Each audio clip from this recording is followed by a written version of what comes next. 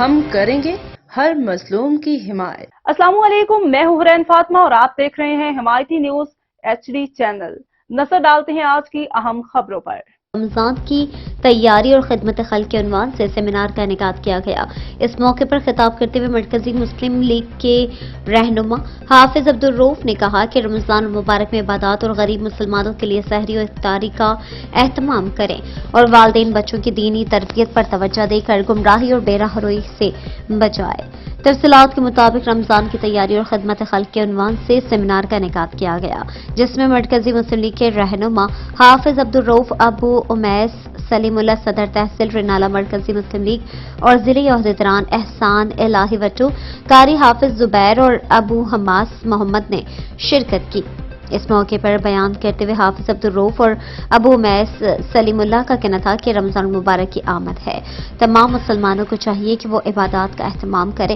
رمضان کے علاوہ بھی سارا سال قرآن پاک کی تلاوت ترجمے کے ساتھ کرے، والدین بچوں کو شر بے راہروی اور اسلام مخالف نظریات اور مہم سے بچانے کے لیے دینی تربیت کرے، رمضان المبارک میں رشتہ داروں اور اپنے گرد و نواح میں رہنے والے غریب افراد کا خیال رکھے، ان کے لیے سحری اور افطاری کا اہتمام کرے تاکہ وہ بھی روزے رکھ سکے۔